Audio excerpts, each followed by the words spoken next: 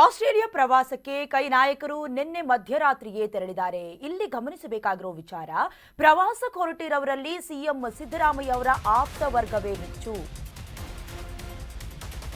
Australia ಪ್ರವಾಸಕ್ಕೆ ಕೈ ನಾಯಕರು ನಿನ್ನೆ ಮಧ್ಯರಾತ್ರಿಯೇ ತೆರಳಿದ್ದಾರೆ. ಪ್ರವಾಸಕ್ಕೆ ಹೊರಟವರಲ್ಲಿ ಸಿಎಂ ಆಪ್ತರೇ ಹೆಚ್ಚು. ರಾಜಕೀಯ ಪ್ರವಾಸ ಅಲ್ಲ, ಖಾಸಗಿ ಟ್ರಿಪ್ ಅನ್ನೋದಾಗಿ ಶಾಸಕರು ಹೇಳಿಕೊಳ್ತಿದ್ದಾರೆ. ಮಾರ್ಚ್ 1ರವರೆಗೂ ಆಸ್ಟ್ರೇಲಿಯಾ ನ್ಯೂಜಿಲೆಂಡ್ ಟೂರ್ ಇದು. ಸ್ಪಾನ್ಸರ್ ಯಾರು ಗೊತ್ತಿಲ್ಲ ಅಂತ ಡಿಸಿಎಂ ಡಿಕೆ ಶಿವಕುಮಾರ್ ಹೇಳಿರು. ಈಗ ಆಸ್ಟ್ರೇಲಿಯಾ ಪ್ರವಾಸಕ್ಕೆ ಕೈ ನಾಯಕರು ತೆರಳಿದ್ದಾರೆ. ಸಂಬಂಧಪಟ್ಟಂತೆ ಸಿಎಂ ಸಿದ್ದರಾಮಯ್ಯ ಅವರು ಕೂಡ ಅವರವರ ಖರ್ಚಿನಲ್ಲಿ ಹೋಗ್ತಿದ್ದಾರೆ ಅನ್ನೋದಾಗಿ ಹೇಳಿಕೆಯನ್ನ ಕೊಟ್ಟಿದ್ರು.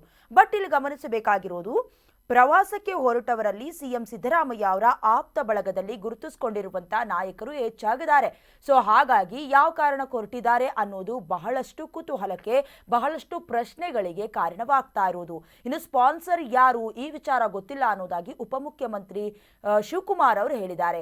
ಮಾರ್ಚ್ 1ನೇ ತಾರೀಕು ವಾಪಸ್ ಬರ್ತಾರೆ. ಆಸ್ಟ್ರೇಲಿಯಾ ನ್ಯೂಜಿಲೆಂಡ್ ಟೂರ್ ಮುಗಿಸ್ಕೊಂಡು ಅನ್ನುವಂತ ಮಾಹಿತಿ ಗೊತ್ತಾಗಿದೆ.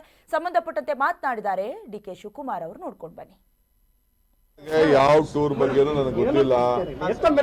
ಅವ್ರವ್ರ ವೈಯಕ್ತಿಕವಾದ ವಿಚಾರಗಳಿದೆಯೋ ಇಲ್ಲ ಯಾರು ಕಳಿಸ್ತಾ ಇದ್ದಾರೋ, ಯಾರು ಸ್ಪಾನ್ಸರ್ ಮಾಡ್ತಾ ಇದ್ದಾರೋ ನನಗೇನು ಗೊತ್ತಿಲ್ಲ. ಸೊ ಅದು ಅವ್ರುಂಟು, ಟೂರ್ ಹೋಯ್ತಾ ಇರೋರು ಉಂಟು, ಕಳಿಸ್ತಾ ಇರೋರು ಉಂಟು, ಅವ್ರುಂಟು.